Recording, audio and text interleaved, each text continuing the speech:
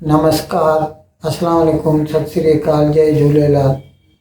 मैं हूं जी प्रेम मटलानी और आप देख रहे हैं हालत हाजरा का प्रोग्राम। हकीकत ये है, इब्तदा में आपसे दरख्वास्त है चैनल ज़रूर सब्सक्राइब करें।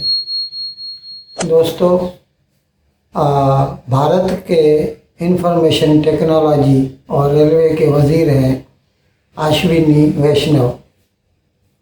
उन्होंने कल टाटा की एक फैक्ट्री है, टाटा इलेक्ट्रॉनिक्स, होसूर में, वहाँ पर उन्होंने, वो क्या है, टाटा वाले वहाँ पर जो आईफोन होता है ना, एप्पल कंप्यूटर्स वालों का, उसके स्पेयर पार्ट्स बनाते हैं, ओरिजिनल इक्विपमेंट, केसिंग बनाते हैं और दूसरे भी पार्ट्स बनाते हैं।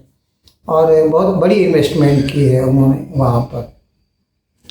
तो ये वज़ीर साहब अश्विनी वैष्णव ने जब वहाँ का दौरा किया तो वहाँ पर उन्होंने बातों बातों में बताया कि भारत चंद साल कबल तक इलेक्ट्रॉनिक्स की मैन्युफैक्चरिंग में यूँ समझ लीजिए कि नॉन एंटिटी था, जैसे इसकी कोई हैसियत ही नहीं थी, कोई वजूद ही नहीं था।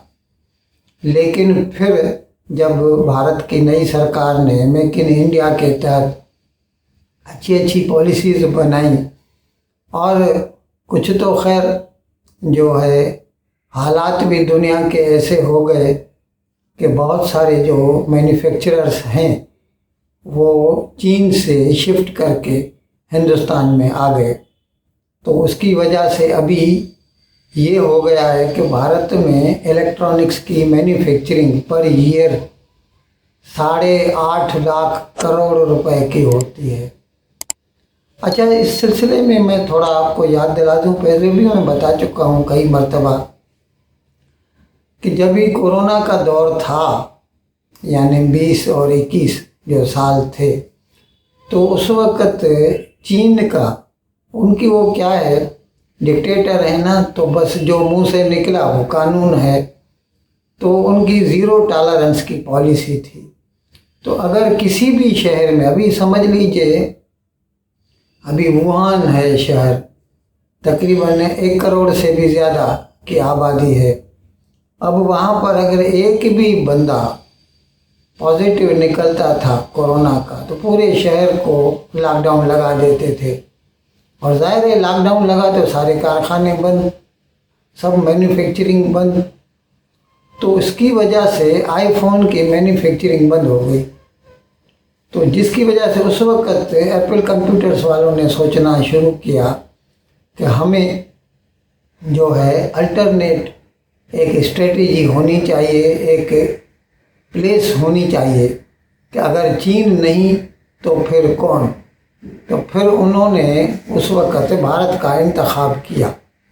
और फिर वो जो ताइवान की कंपनी थी फॉक्सकॉन होनहाई, वो और विस्ट्रॉन, ये 2 कंपनियां ताइवान की हैं। ये लोग चीन में आईफोन बनाते थे, तो उनको बोला आईफोन वालों ने, तो उन्होंने अपने बेस हिंदुस्तान में बनाए, बेंगलोर में कारखाना लगाया और फिर यहाँ पर आईफोन बनने शुरू हो गए।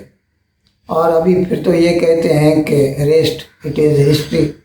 अभी तो तकरीबन पूरी दुनिया में जितने आईफोन बनते हैं उसमें से 15% भारत में बनते हैं। खैर अभी भी छोटा है, लेकिन ये जो है अमाउंट बहुत बड़ा है, क्योंकि आईफोन बहुत महंगे होते हैं।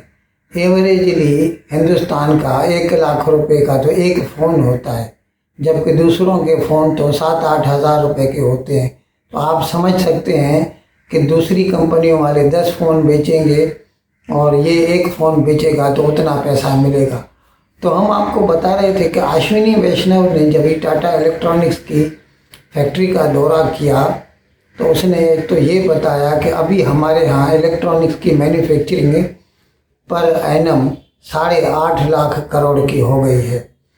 और मोबाइल फ़ोन हम लोग $44 बिलियन के एक साल में बना रहे हैं। अब उसमें सब आ गए, सिर्फ आईफोन नहीं है, उसके साथ साथ जो है सैमसंग है, और चीन की कंपनियां हैं, रियलमी है, शाओमी है, वन प्लस है, ऐसी दूसरी भी कंपनियां हैं बहुत सारी। और वो लोग न सिर्फ अपने लिए बनाते हैं बल्कि यहाँ से एक्सपोर्ट भी करते हैं। तो हम आपको बता रहे थे कि भारत इस वक्त 44 बिलियन डॉलर के मोबाइल फ़ोन हर साल बनाता है, और उसमें से 11 बिलियन डॉलर यानी तकरीबन 25% उसका जो है मैन्युफैक्चरिंग का इंडिया एक्सपोर्ट्स। तो ज़ाहिर है उससे भारत को खासा जो है फॉरेन एक्सचेंज मिलता है। और इसमें सिर्फ आईफोन नहीं है, मैंने बताया कि दूसरी कंपनियां भी हैं, उनके भी बना के हम एक्सपोर्ट कर रहे हैं। और अभी ये तो खाली मोबाइल फ़ोन की बात है, जबकि अश्विनी वैष्णव ने तो ये बताया कि टोटल इलेक्ट्रॉनिक्स में हमारी जो मैन्युफैक्चरिंग है पर एनम 8.5 लाख करोड़ तक पहुंच गई है। उसमें सब चीज़ आ जाती है, टीवी आते हैं, कंप्यूटर्स आते हैं, लैपटॉप आते हैं, टीवी के पैनल आते हैं, टीवी के पार्ट्स आते हैं, और भी दूसरी कई चीज़ वाइट वुड्स जो है वो भी आ जाती हैं, जो जिनमें इलेक्ट्रॉनिक्स की ज़रूरत पड़ती है। तो उनकी मैन्युफैक्चरिंग होती है, जिसके बारे में मैंने बताया कि इतनी सारी भारत में हर साल मैन्युफैक्चरिंग हो रही है। कुछ आदाद व शुमार या आंकड़े भी इस सिलसिले में बताए गए, और वो ये था कि 10 साल पहले हम लोग सिर्फ अभी जितना हम बना रहे हैं, जैसे हमने बताया ना 8.5 लाख करोड़ का, तो उस वक़्त सिर्फ 2% हम बनाते थे, 98% इम्पोर्ट करते थे। अब ये पोजीशन है कि हम 99.2% जो मोबाइल फ़ोन है हम खुद बनाते हैं, सिर्फ 0.8% है जो हम इम्पोर्ट करते हैं। अब वो उसमें क्या होता है कि कुछ ऐसे मॉडल होते हैं जिनकी सेल कम होती है, तो उनकी मैन्युफैक्चरिंग हिंदुस्तान में नहीं होती, तो वो चीज़ मंगवानी पड़ती है। तो मैंने बताया कि जो भारत का मैन्युफैक्चरिंग का ग्राफ 10 साल पहले सिर्फ 2% था, it has risen up to 99.2%। अच्छा, अभी इसके साथ साथ एक दूसरी खुशखबरी भी आई है, और वो ये है कि एक तो रेटिंग एजेंसी है स्टैंडर्ड एंड पुअर, शॉर्ट में S&P भी कहते हैं उसे, अमेरिका से ताल्लुक़ रखती है। उसने जो भारत के बारे में ग्रोथ के अनुमान दिए हैं, पेशेनगोई की है, प्रोफेसी की है, उसमें उसने बताया है कि भारत का जो GDP ग्रोथ होगा इस साल का, ये अभी होगा 6.4%, 6.4%, जबकि उन लोगों ने खुद S&P ने कुछ वक्त पहले जो है उसको सिर्फ 6% वो कह रहे थे, अभी उन्होंने बढ़ा के उसको किया है 6.4%। कुछ रोज़ केवल हमने एक प्रोग्राम किया था, हमने आपको बताया था कि IMF ने जो अपनी प्रेडिक्शन दी है उसने बताया है कि 6.3% के साथ, ये भारत के मैं माली साल की बात कर रहा हूँ, भारत का जो फाइनेंशियल ईयर है 1 अप्रैल से शुरू होके दूसरे साल के 31 मार्च को ख़त्म होता है। तो अभी हम जिस माली साल की बात कर रहे हैं उसको हम बोलेंगे 23-24, विच विल एंड ऑन 31 मार्च 224। तो इसके बारे में IMF ने कहा था 6.3%, स्टैंडर्ड एंड पुअर ने अभी कहा है 6.4%, और भारत का जो सेंट्रल बैंक है जिसे हम रिजर्व बैंक ऑफ इंडिया कहते हैं, उसका जो अनुमान है वो है 6.5%।